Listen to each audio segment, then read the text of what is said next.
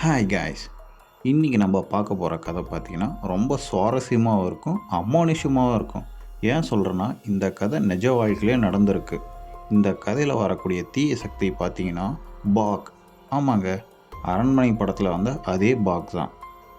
இந்த கதையை சொன்னவர் பார்த்திங்கன்னா நம்மளுடைய வடக்கு நண்பர். அவருடைய பேர் சுதீப். அவருக்கு இந்த கதை தெரிஞ்சதுக்கான காரணம் என்னன்னு சொல்லிட்டு பார்த்திங்கன்னா, அவர் பூனேவை சேர்ந்தவர். அங்கெல்லாம் பார்த்தீங்கன்னா இந்தமாரி அமானுஷ்யமான கதைகள் ஏகப்பட்டது இருக்குது. அதில் ஒன்று தான் நம்மக்கிட்ட சொல்லியிருக்காரு. சரி வாங்க இந்த கதையை பார்க்கலாம்.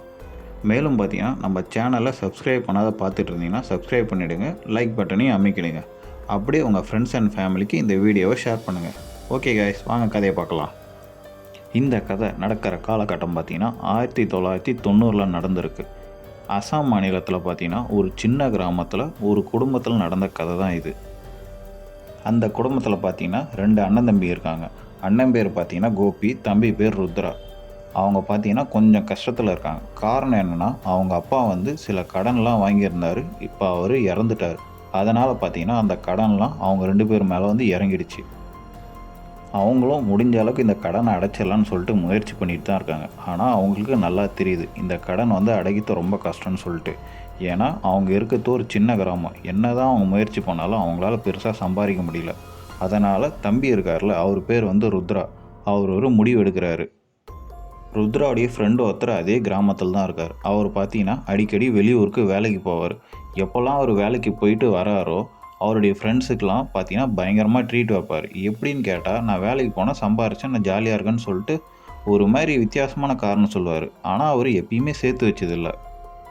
இதில் ருத்ராவுக்கு சந்தேகம் வருது என்னென்னா, அவன் என்ன வேலைக்கு போகிறான்னு தெரியல, ஆனால் எப்போ வந்தாலும் கையில் காசோடு தான் நிற்கிறானே அப்படின்னு சொல்லிட்டு அவருக்கு தோணுது. அதனால் ருத்ரா என்ன பண்ணுறாருன்னா, அவர் ஃப்ரெண்டை போய் பார்த்து பேசுகிறாரு. இந்தமாரி நீ வேலைக்கு போகும்போது என்னையும் கூட்டிகிட்டு போ, என் குடும்ப கஷ்டம்தான் உனக்கே தெரியுமே, என்னால் ஒன்றுமே பண்ண முடியலன்னு சொல்லிட்டு கேட்குறாரு. ஆனால் பதிலுக்கு அவர் ஃப்ரெண்டு பார்த்தீங்கன்னா ஒரு சில விஷயம்லாம் சொல்கிறாரு. இந்த வேலை நீ நினைக்கிற மாரி ஈஸியானதெல்லாம் கிடையாது, இதில் ரிஸ்க் அதிகம். வந்தேன்னா நீ கண்டிப்பாக நல்லா சம்பாதிக்கலாம், ஆனால் நீ ஒரு வாட்டி உள்ளே வந்துட்டுனா இதிலேருந்து வெளியே போக முடியாது, பரவாயில்லையான்னு கேட்குறாரு. ருத்ரா பார்த்தீங்கன்னா நல்லா யோசித்து பார்க்குறாரு. அப்படி என்ன வேலையாக இருக்கும், சரி எதாக இருந்தாலும் பரவாயில்ல, குடும்பம் ரொம்ப கஷ்டத்தில் இருக்குது, ஏதாவது பண்ணி சம்பாரிச்சாகணும், கடன் அடைச்சாகணும்னு சொல்லிட்டு அவரும் சம்மதிக்கிறாரு. அதே டைமில் அவர் ஃப்ரெண்டு இன்னொரு விஷயமும் சொல்கிறார். நம்ம செய்கிற வேலையை பற்றி வெளியே சொல்லவே கூடாது, இன்றைக்கி நைட்டே நம்ம கிளம்புறோம், தயாராக வா அப்படின்னு சொல்கிறாரு. ருத்ரா பார்த்தீங்கன்னா வீட்டுக்கு விஷயத்தெல்லாம் சொல்கிறாரு. இந்தமாரி நான் வெளியூருக்கு வேலைக்கு போகிறேன், இங்கே இருந்தால் நம்மளால் ஒன்றும் பண்ண முடியாதுன்னு சொல்லிட்டு வீட்டில் இருக்க எல்லார்கிட்டையும் சொல்கிறாரு. அவருடைய அண்ணன்கிட்டையும் சொல்கிறாரு. அவங்க ஒய்ஃப் இருக்காங்க ஜோதி, அவங்ககிட்டையும் சொல்லிவிட்டு கிளம்புறாங்க. ருத்ரா பார்த்தீங்கன்னா அடுத்து ஒரு 3லேருந்து 6 மாதத்துக்குள்ளேயே தன்னுடைய குடும்பத்தில் இருந்தால் எல்லா கடனையுமே அடைச்சிட்டாரு. ஆனால் அவர் எந்த வேலைக்கு போனேன் என்ன பண்ணுன்னு சொல்லிட்டு யாருக்குமே தெரியல. அதுக்கப்புறம் பார்த்தீங்கன்னா அவர் ஃப்ரெண்டு கூட அந்த வெளியூருக்கு வேலைக்கு போகிறது சுத்தமாக நிறுத்திட்டார். ஏன் இப்போலாம் போகிறதில்லன்னு கேட்டது, இல்லை அந்த வேலை முடிஞ்சிடுச்சு, இதுக்கப்புறம் நான் போகிற மாதிரி இல்லைன்னு சொல்கிறாரு. ருத்ராவுக்கு பார்த்தீங்கன்னா 7 வயசில் ஒரு பையன் ஒருத்தன் இருக்கான். ஆனால் அவங்க அண்ணனுக்கு பார்த்தீங்கன்னா பசங்க யாருமே இல்லை. அவர் சந்தோஷமாக வாழ்ந்துட்டுருக்காரு. அப்போ பார்த்தீங்கன்னா அவருடைய ஃப்ரெண்டு ஒரு நாள் அவரை தேடி வந்தார். 2 பேரும் பார்த்தீங்கன்னா பேசிக்கிறாங்க. எனக்காக நீ இந்த வேலை செஞ்சு தான் ஆகணும்னு சொல்லிட்டு ருத்ரா கிட்ட கேட்குறாரு. ஆனால் ருத்ரா ஒத்துக்க மாட்டேன்றாரு. இந்த ஒரு வாட்டி மட்டும் நீ எனக்கு இந்த வேலையை செஞ்சு கொடுத்துரு, நம்ம நினச்சி பார்க்க முடியாத அளவுக்கு இதில் லாபம் இருக்குது, இதான் கடைசி அப்படின்னு சொல்லிட்டு கேட்குறாரு. ருத்ரா பார்த்தீங்கன்னா வேறு வழி இல்லாத ஒத்துக்கிறாரு. அவரும் பார்த்தீங்கன்னா அதேமாரி வேலையை முடிச்சுட்டு வீட்டுக்கு வந்துட்டார். ஆனால் வந்தவர் பார்த்தீங்கன்னா கொஞ்சம் டென்ஷனாகவே இருக்கார். என்ன ஆச்சுன்னு கேட்டதுக்கு எந்த பதிலுமே சொல்ல, அமைதியாக இருங்க நான் என் வேலையை பார்த்துக்கிறேன்னு சொல்லிட்டு கொஞ்சம் ஹார்ஷாக பேசுகிறாரு. அடுத்து ஒரு சில நாட்களில் பார்த்தீங்கன்னா ருத்ரா காணாமல் போயிட்டார். அவங்க வீட்டில் இருக்கவங்க பார்த்தீங்கன்னா எங்கன்னா வேலைக்கு தான் போயிருப்பாருன்னு சொல்லிட்டு ஃபஸ்ட்டு யோசித்தாங்க. ஆனால் அவர் பார்த்தீங்கன்னா கிட்டத்தட்ட 2 வருஷம் ஆகிடுச்சு, அவர் வரவே இல்லை. அவர் ஆள் காணாமல் போயிட்டார். அவருடைய மனைவி ஜோதி பார்த்தீங்கன்னா முதல்ல நம்பிக்கையாக தான் இருந்தாங்க, அவர் வேலைக்கு தான் போயிருப்பாருன்னு சொல்லிட்டு. ஆனால் ஊருக்குள்ளே பார்த்தீங்கன்னா ஒரு மாதிரி அரசல் புரசலாக பேசிக்கிறாங்க. உன்னுடைய புருஷன் பார்த்தீங்கன்னா வேறு எதனா குடும்பம் வச்சுருப்பான், அதனால தான் அவங்களெலாம் மறந்துட்டு அவன் போயிட்டான், ஏற்கனவே அவன் கை நிறைய சம்பாரிச்சிட்டு இருந்தால அப்படின்னு சொல்கிறதெல்லாம் கேட்டு அவங்களுக்கு ஒரு மாதிரி கஷ்டமாக இருக்குது. இதனால் என்ன முடிவு பண்ணுறாங்கன்னா, அவங்க அண்ணனுடைய ஒய்ஃப் இருக்காங்க, அவங்க அந்த அசாம் மாநிலத்தில் இந்தமாரி மந்திர தந்திரம் பில்லி சுனியோகத்தெல்லாம் கொஞ்சம் சாதாரணமாக தான் பார்ப்பாங்க.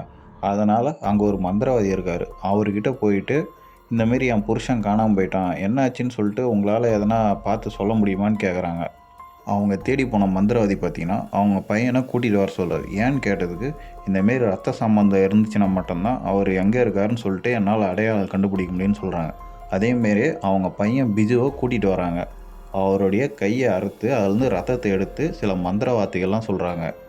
பூஜை பண்ணிட்டு இருந்த அந்த மந்திரவாதி பார்த்தீங்கன்னா, பூஜையை நிறுத்திட்டு அவர் அப்படியே ஒரு மாதிரி ஹார்ஷாக சொல்கிறார். உன் புருஷன் செத்து 2 வருஷத்துக்கு ஆயிடுச்சு, போயிட்டு அவனுக்கு செய்ய வேண்டிய கடமையெல்லாம் செய்கிறதுக்கு பாருங்கன்னு சொல்கிறாரு. ஆனால் அவங்க ஒய்ஃப் பார்த்தீங்கன்னா இதை எதுவுமே ஏற்றுக்கல. கண்டிப்பாக என் புருஷன் என்னை தேடி வருவாங்கன்னு சொல்லிட்டு ஒரு மாதிரி சோகத்திலே போயிட்டாங்க. நாட்கள் பார்த்தீங்கன்னா கடந்து போயிட்டே இருக்குது. அவங்க ஒய்ஃபும் ஒரு கட்டத்தில் வந்து நம்ப ஆரம்பிச்சிட்டாங்க. நம்ம கணவர் கண்டிப்பாக இறந்துட்டுருப்பார் போல இருக்குன்னு சொல்லிட்டு அவருக்கு பண்ண வேண்டிய கடமையெல்லாம் பண்ண ஆரம்பிக்கிறாங்க. வீட்டில் இருக்கவங்களாம் இந்தமாரி என்ன பண்ணுறதுன்னு தெரியாது யோசிச்சுட்டு இருக்கப்போ அவங்க அண்ணனுடைய ஃப்ரெண்டு ஒருத்தர் வராரு. வந்து நீ என் கூட வந்தாகணும், ஒரு விஷயத்தை நீ பார்த்தாகணும்னு சொல்லிட்டு கூட்டின்னு போகிறாரு. அவருடைய அண்ணன் திருப்பி வீட்டுக்கு வரும்போது பார்த்தா ஒரு அதிர்ச்சி. என்னென்னா காணாமல் போன ருத்ராவை கையோடு கூட்டிகிட்டு வராரு. வீட்டில் இருக்கவங்களுக்கு இது ஒரு மாதிரி சந்தோஷமாகவும் இருந்துச்சு, அதே நேரத்தில் அதிர்ச்சியாகவும் இருந்துச்சு. ஏன் சொல்கிறேன்னா, ருத்ரா பார்த்தீங்கன்னா இந்த 2 வருஷம் எங்கே போனார் என்ன பண்ணாருன்னு சொல்லிட்டு எந்த ஞாபகமும் இல்லை. இந்த 2 வருஷத்துக்கு முன்னாடி அவர் எங்கே இருந்தார் என்ன பண்ணாருன்றது மட்டும்தான் ஞாபகம் இருக்குது. வீட்டுக்கு வந்த ருத்ரா பார்த்தீங்கன்னா அவர் ஆளே கொஞ்சம் வித்தியாசமாக நடந்துக்கிறாரு. முதல்ல இருந்த மாதிரியே இல்லை, யார்கிட்டையும் கொஞ்சம் சிரித்து கூட பேசத்தில்லை. அவர் வந்துட்டாருன்னு தெரிஞ்சு ஊருக்குள்ளே எல்லாருக்குமே செய்தி பரவுது. ஏன்னா 2 வருஷம் காணாமல் போயிட்டான், கிட்டத்தட்ட பார்த்தீங்கன்னா ஆளே செத்துட்டான் அப்படின்னு சொன்னவன் திருப்பி ஊருக்கு வந்தவொடனே எல்லாருமே பார்த்தீங்கன்னா ருத்ராவை பார்க்கறதுக்கு அவங்க வீட்டுக்கு போகிறாங்க. வீட்டுக்கு வந்த சொந்தக்காரங்க ஃப்ரெண்ட்ஸ் எல்லாருமே ருத்ரா கிட்டே கேட்குறாங்க, இந்த 2 வருஷம் எங்கடா போனேன் அப்படின்னு சொல்லிட்டு கேட்டது. ருத்ரா பார்த்தீங்கன்னா எல்லார்கிட்டையும் கோவத்தை காட்டுறாரு. இன்னும் சொல்லலாம் ஒரு சிலர்லாம் அடிக்கவே ஆரம்பிக்கிறாரு. அவங்க அண்ணன் தான் பார்த்தீங்கன்னா சமாளிக்கிறாரு. எல்லாரும் தொந்தரவு பண்ணாதீங்க போங்க, இப்படி ஒரே நேரத்தில் வந்து கேள்வி கேட்டால் அவன் என்ன பண்ணுவான் போங்கன்னு சொல்லிட்டு அவர் தான் அவங்க தம்பியை காப்பாற்றுறாரு. இதில் இன்னொரு விஷயம் என்னன்னு சொல்லிட்டு பார்த்தீங்கன்னா, அவங்க மனைவி ஜோதிக்கே ஒரு மாரி சந்தேகமாக இருக்குது. வீட்டுக்கு வந்திருக்குது தன்னுடைய கணவர் ருத்ரா தானா அப்படின்னு சொல்லிட்டு. அவங்களுக்கு தோன்றதுக்கான காரணம் என்னென்னா, ருத்ராவுடைய பார்வையே சரியில்லை, அவரை பார்க்குற விதமே ஒரு மாதிரி தப்பாக இருக்குது. அவங்க பையன் பிஜு வந்து பார்த்திங்கன்னா அவங்க அப்பா கிட்ட போகிறதுக்கே பயப்படுறான். நம்ம சாதாரணமாக யோசிப்போம், சின்ன பையன் தானே, கிட்டத்தட்ட 2 வருஷம் கழித்து அவங்க அப்பாவை பார்க்குறான், புதுசாக தெரியுதுன்னு சொல்லிட்டு யோசிப்போம். ஆனால் ருத்ரா பார்த்திங்கன்னா பேசுகிற விதமே வேறு மாரி இருக்குது அவங்க பையன்கிட்ட. அவன் பையன்கிட்ட பேசுறது பார்த்தீங்கன்னா, தம்பி நான் உனக்காக தான் வந்திருக்கேன் அப்படின்னு சொல்கிறாரு. இதை கேட்ட உடனே பார்த்தீங்கன்னா அவங்க மனைவிக்கே ஒரு மாரி பயமாக இருக்குது. அப்படியே நாட்கள் பார்த்தீங்கன்னா கடந்து போயிட்டுருக்கு. ஆனால் ருத்ராவுடைய நடத்தை பார்த்தீங்கன்னா கொஞ்சம் சரியில்லாத மாதிரி தான் இருக்குது. ஒரு நாள் பார்த்தீங்கன்னா ஜோதி வந்து அவங்க வீட்டுக்கு பின்னாடி ஒரு பெரிய கிணறு இருக்குது, அது பக்கத்துலேயே துணியெல்லாம் துவைச்சிட்ருக்காங்க. தண்ணி தேவைப்படுதுன்னு சொல்லிட்டு கிணத்துல வாளியை கீழே விடுறாங்க. அவங்க அந்த வாளியை இழுக்கும் போது பார்த்தா வரவே மாட்டேங்குது, யாரோ கீழே பிடிச்சி இழுத்துட்ருக்காங்க. கிணத்துக்குள்ளே பார்த்தீங்கன்னா ருத்ரா தான் நீச்சல் அடிச்சிட்ருக்காரு. அவங்களுக்கு பார்த்தோன்னே ஒரு மாதிரி அதிர்ச்சி ஆயிடுச்சு, அவ்வளோ ஆழமான கிணத்துல இவர் ஏன் இறங்கி போனாருன்னு சொல்லிட்டு. ருத்ரா பார்த்தீங்கன்னா ஜோதிகிட்ட சொல்கிறாங்க, பையனை கிணத்துக்குள்ளே இறக்கு, நான் அவனை பார்த்துக்கிறேன் அப்படின்னு சொல்கிறாங்க. இதை கேட்கும் போது அவங்க மனசில் ஒரு மாதிரி படபடன்னு அடிக்குது. ஏன்னா அவங்க பையன் வந்து பக்கத்தூரில் இருக்க அவங்க அம்மா வீட்டுக்கு அனுப்பி வச்சுருந்தாங்க. கரெக்டாக அவன் வந்து இறங்குறான், ஏதோ ருத்ரா வந்து எதிரில்னு பார்க்குற மாரி சொல்கிறாரு. ஏன்னா அவர் கிணத்துக்குள்ளே இருக்கார், பையன் வந்துட்டான்றது அவருக்கு எப்படி தெரிஞ்சிச்சுன்னு சொல்லிட்டு மனசில் ஒரு மாதிரி பயம் ஆரம்பிக்குது. இதில் அடுத்து என்ன நடக்குதுன்னு சொல்லிட்டு பார்த்தீங்கன்னா, ஏன் அமைதியாக இருக்க, பதில் சொல்லுன்னு சொல்லிட்டு அவர் ஒரு மாதிரி மிரட்டுற மாரி பேசுகிறாரு. உடனே பார்த்தீங்கன்னா அந்த கிணத்துல அவங்க வாளி இறக்குனாங்களே அந்த கயிறை பிடிச்சிட்டு கண்ணை மூடி திறக்கிறதுக்குள்ள அவ்வளோ வேகமாக மேலே வந்து நிற்கிறாரு. மேலே வந்த ருத்ரா பார்த்தீங்கன்னா, நீ பதில் சொல்ல மாட்டேதானே, சரி விடு, பையனை நானே போய் பார்த்துக்கிறேன்னு சொல்லிட்டு அவர் பையனை தேடி போகிறாரு. அவங்களுக்கு ஒன்றுமே புரிய மாட்டேங்குது இங்கே என்ன தான் நடக்குதுன்னு சொல்லிட்டு. அவங்க பையன் பிஜு பார்த்தீங்கன்னா தோட்டத்து பக்கத்தில் விளையாடிட்டு இருக்கான். அவங்க இருக்க இடத்துல கொஞ்சம் எலி தொலைலாம் ஜாஸ்தி. அவனுக்கு எலியை பார்த்தா கொஞ்சம் பயம்தான். அதில் ஒரு எலி பார்த்தீங்கன்னா அவனை பார்த்த மாரி வேகமாக வருது. டக்குன்னு பிஜு பார்த்தீங்கன்னா பயத்தில் கண்ணை மூடி அங்கே அப்படியே நின்றுட்டுருக்கான்.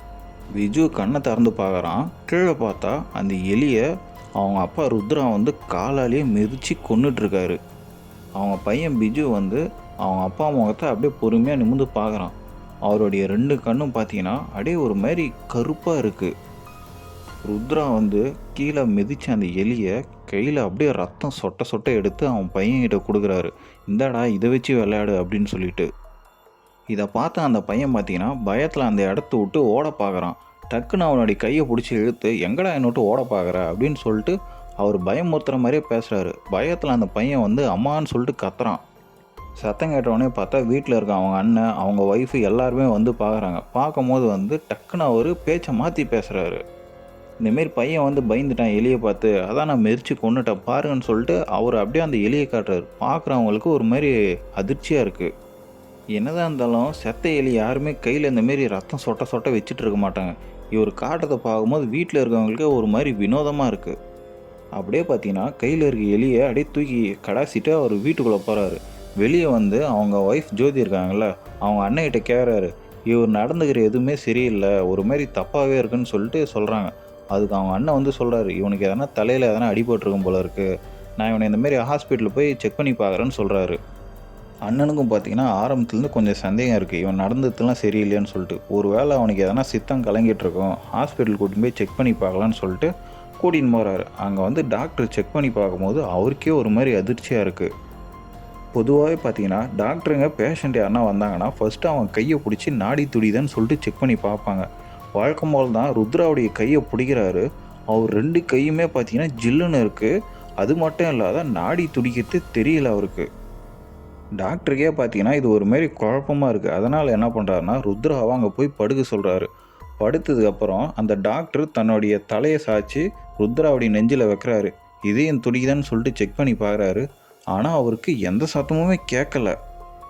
டாக்டருக்கே இது ஒரு மாதிரி குழப்பமாக தான் இருக்குது. அதனால் என்ன பண்ணுறதுன்னு தெரியாத ருத்ராவுடைய கண்ணோடைய இமையம் இருக்குல்ல, அதை பிடிச்சி இழுத்து பார்க்குறாரு. அந்த ஒரு செகண்ட் பார்த்தீங்கன்னா கண்ணு ரெண்டும் அப்படியே கருப்பாக மாறிடுச்சு. டாக்டர் அப்படியே ஷாக் ஆகி நின்றுட்டார். டக்குன்னு பார்த்தீங்கன்னா ருத்ரா வந்து அப்படியே பெட்லேருந்து எழுந்துச்சு, என்ன நினச்சிட்ருக்கீங்க விடுங்க அப்படின்னு சொல்லிட்டு அவர் கோவத்தில் பேசிட்டு அவர் பாட்டுன்னு போயிட்டே இருக்கார். வெளியே தான் வந்து அவங்க ஒய்ஃப் வந்து ஜோதியும் இருக்காங்க. அவர் கோச்சிக்கிட்ட போகிறத பார்த்தோன்னே நெல்லுங்கன்னு சொல்லிட்டு பின்னாடியே போகிறாங்க. உள்ளே வந்து டாக்டர்கிட்ட கேட்கும் போது அவங்க அண்ணங்கிட்டையும் அவங்க ஒய்ஃப் ஜோதிகிட்டையும் டாக்டர் சொல்கிறாரு, எனக்கு இவன் மனுஷனானே சந்தேகமாக இருக்குது அப்படின்னு சொல்லிட்டு. சொன்னோடனே பார்த்தீங்கன்னா அவங்க அண்ணனுக்கு கோவம் வந்துடுச்சு, என் தம்பியை இப்படி சொல்கிறேன்னு சொல்லிட்டு. டாக்டர் வந்து இந்தமாரி நான் எத்தனையோ பேர் பார்த்துருக்கேன், ஆனால் உன் தம்பி மாரி ஒருத்தன் நான் பார்த்ததே இல்லைன்னு சொல்கிறாங்க. இவங்க 2 பேருக்குமே எதுவுமே புரியல. ருத்ரா வந்து கோவத்தில் நடந்து போயிட்டே இருக்கார். அங்கே பார்த்தீங்கன்னா சில போலீஸ்காரங்களாம் இருந்திருக்காங்க. ருத்ராவை பார்த்த உடனே அவரை உடனே ஸ்டேஷனுக்கு கைது பண்ணி கூட்டிகிட்டு போகிறாங்க. அங்கேருந்து ஜோதியும் அவங்க அண்ணனும் பார்த்துட்ருக்காங்க. என்ன பண்ணுறதுன்னு புரியாத உடனே ஸ்டேஷனுக்கு போகிறாங்க. அங்கெல்லாம் பார்த்தீங்கன்னா ஸ்டேஷனுக்குள்ளே எல்லாருமேலாம் விட மாட்டாங்க. என்ன பண்ணுறதுன்னு தெரியாது வெளியே நின்றுட்டுருக்காங்க. அடுத்து ஒரு 2 நாள் 3 நாள் கழித்து பார்த்தீங்கன்னா ருத்ராவை வெளியே விட்டுடுறாங்க. என்ன நடந்துச்சுன்னு ஒன்றுமே புரியல. அங்கே இருக்க ஒரு போலீஸ்கிட்ட ஜோதி வந்து எப்படியோ கேட்குறாங்க, என்னாச்சிங்க எதுக்கு என் புருஷனை கூட்டின்னு போனீங்க அப்படின்னு சொல்லி கேட்கும்போது அந்த போலீஸ் வந்து சொல்கிறாரு, இந்தமாரி ஒரு சந்தேக கேஸில் அவனை பிடிச்சோமா, அவன் பார்க்குறதுக்கு ஒரு பெரிய திருடன் ஒருத்தன் இருக்கான், அவனை மாதிரியே இருந்தான், அதனால தான் நாங்கள் பிடிச்சோம். பிடிச்சதுக்கப்புறம் தான் இன்னொரு விஷயம் எங்களுக்கு தெரிய வந்துச்சு. நாங்கள் தேடிட்டு இருந்த திருடன் பார்த்திங்கன்னா கிட்டத்தட்ட 2 வருஷத்துக்கு முன்னாடியே அவனை பிடிச்சிட்டோம். அதாவது அவன் 2 வருஷத்துக்கு முன்னாடியே ஏதோ ஒரு இடத்துல செத்து சடலமாக கடந்திருக்கான் அப்படின்னு சொல்கிறாங்க.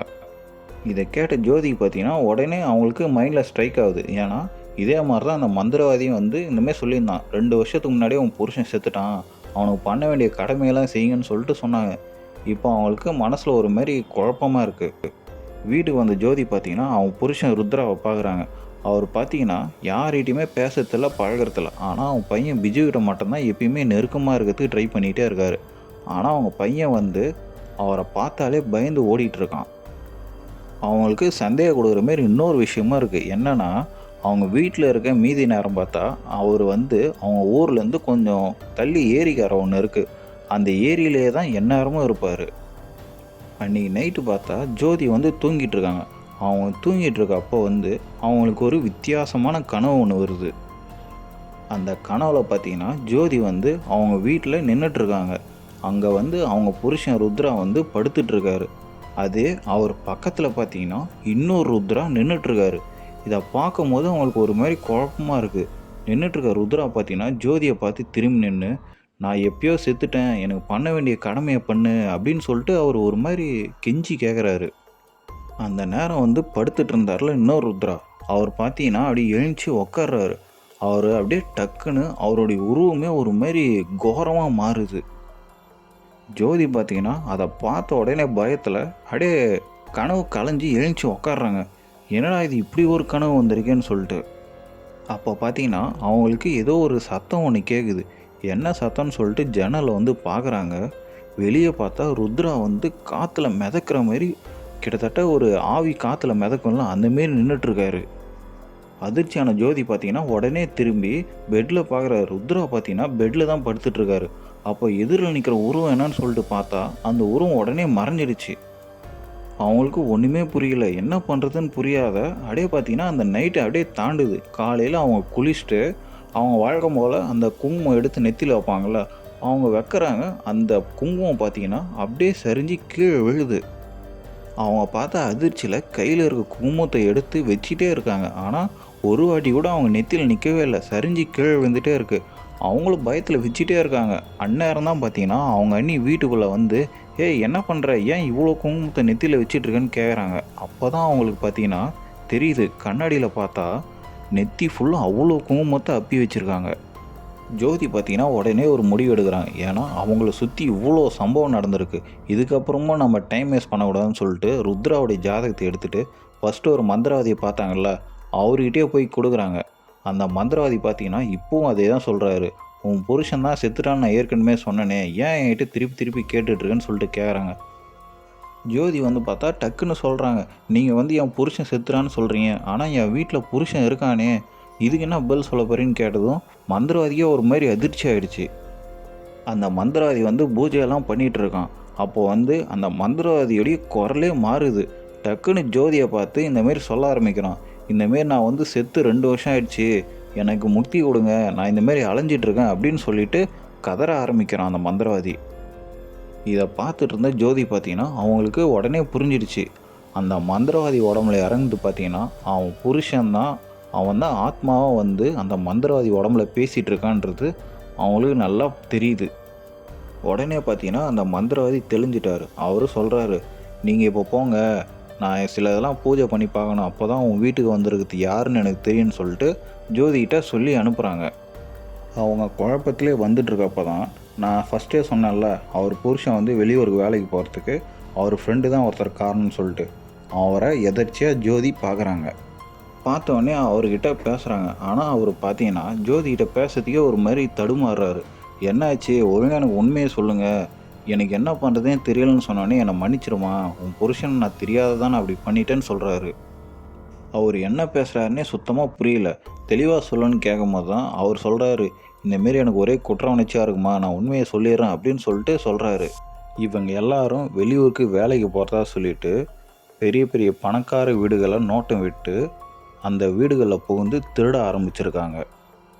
ருத்ரா வந்து ஆரம்பத்தில் அவனே அதிர்ச்சி ஆகிட்டான், திருடுறதுலாம் ஒரு வேலையான்னு சொல்லிட்டு. ஆனால் நாட்கள் போக போக பார்த்தா அந்த கூட்டத்துக்கே அவன் தலைவனாயிட்டான்.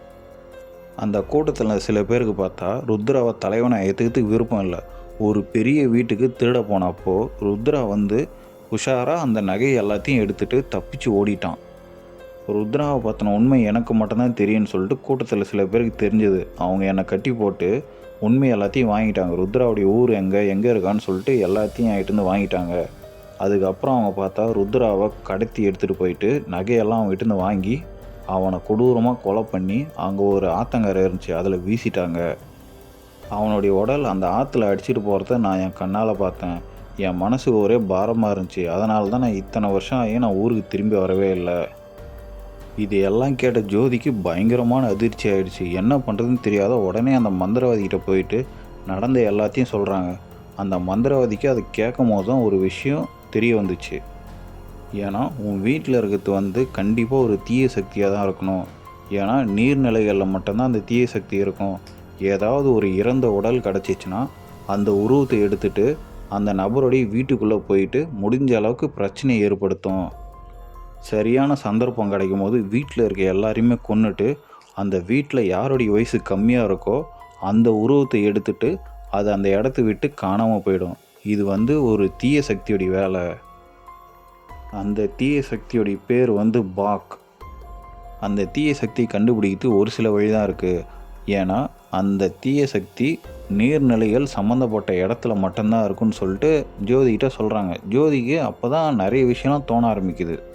ஏன்னா ஒரு தடவை பார்த்தீங்கன்னா அவ்வளோ ஆழமான கிணத்துல இறங்கி தண்ணியில் விளையாடிட்டு இருந்தார். அது மட்டும் இல்லாத அவன் பையனை அடிக்கடி பார்த்தா அந்த ஆத்தங்கரை ஏரிக்கரை அந்தமாரி இடத்துக்கு தான் எப்பயுமே கூட்டிகிட்டு போயிட்டுருக்காரு. ஒரு முறை அப்படி தான் அவன் பையனை அந்த ஏரிக்கரைக்கு கூட்டிகிட்டு போகும்போது மற்றவங்களாம் தூரத்துலேருந்து பார்க்கும்போது அவனுக்கு நீச்சல் தெரியாது. தண்ணியில் தூக்கி போட்டு விளையாடிட்டு இருக்காரு.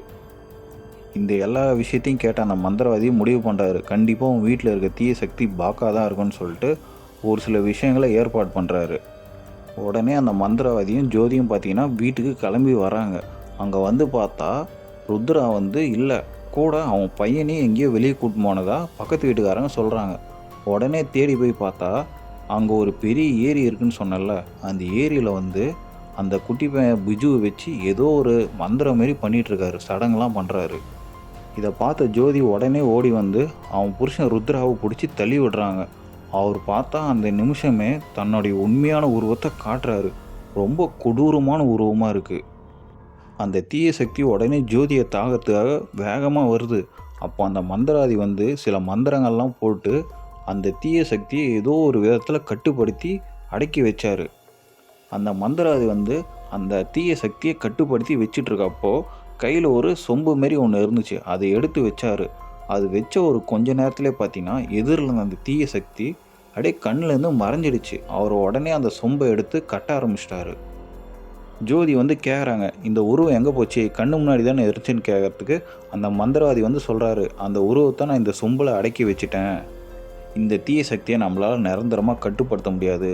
இப்போ இது நம்ம கட்டில் தான் இருக்குது. ஆனால் இதை நம்ம கட்டுப்படுத்தி வைக்கணும்னா ஏதாவது ஒரு நீர்நிலைகளில் இதை பத்திரமா வச்சாதான் உண்டு. உதாரணத்துக்கு பார்த்தீங்கன்னா ஒரு குளத்துல இந்த சொம்பை கட்டி ஆழத்தில் வீசிடலாம். இப்போ நம்ம தப்பிச்சிட்டோம், ஆனால் இந்த தீய சக்தி கண்டிப்பாக தப்பிக்கும். அப்போ யாரை தேடி போவோம் நம்மளுக்கு தெரியாதுன்னு சொல்கிறாரு. இப்படி ஒரு அமானுஷ்யமான விஷயம் தன்னுடைய குடும்பத்தில் நடக்கும்னு சொல்லிட்டு கொஞ்சம் கூட யாரும் நினச்சி பார்க்கல. அதுக்கப்புறம் பார்த்தீங்கன்னா தன்னுடைய கணவருக்கு முக்தி கிடைக்கணும்னு சொல்லிட்டு பண்ண வேண்டிய கடமைகள்லாம் செஞ்சாங்க. ஓகே காய்ஸ், கதை எப்படி இருந்துச்சு? இந்த கதையை சொன்ன நம்ம நண்பர் சுதீப்புக்கு ரொம்ப நன்றி. அவர் சின்ன வயசில் இருக்கும்போது அஸ்ஸாமில் தான் இருந்திருக்காரு. அதுக்கப்புறம் தான் வேலை விஷயமா பூனேக்கு வந்திருக்காரு. இந்த கதையை அவர் இன்னும் மறக்கவே இல்லைன்னு சொல்கிறாரு.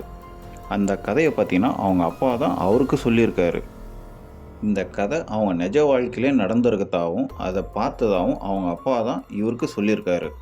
இந்த கதை எந்த அளவுக்கு உண்மைன்றது அவருக்கு தெரியாதான். ஆனால் இதில் இருந்த விஷயம் எல்லாமே அவர் சின்ன வயசில் ரொம்ப பயமுறுத்தினதான். ஓகே காய்ஸ், இந்த கதை எப்படி இருந்துச்சுன்றதை கமெண்டில் தெரிவிங்க. மேலும் நம்ம சேனலை சப்ஸ்கிரைப் பண்ணாதவங்க சப்ஸ்கிரைப் பண்ணிவிடுங்க. உங்கள் ஃப்ரெண்ட்ஸ் அண்ட் ஃபேமிலிக்கு இந்த வீடியோவை ஷேர் பண்ணுங்கள். அது மட்டும் இல்லாத உங்களுக்கு இந்தமாரி எதனா கதைகள் தெரிஞ்சால் நம்ம சேனலுக்கு அனுப்பி வைங்க. கண்டிப்பாக நம்ம பார்க்கலாம். ஓகே, பாய்.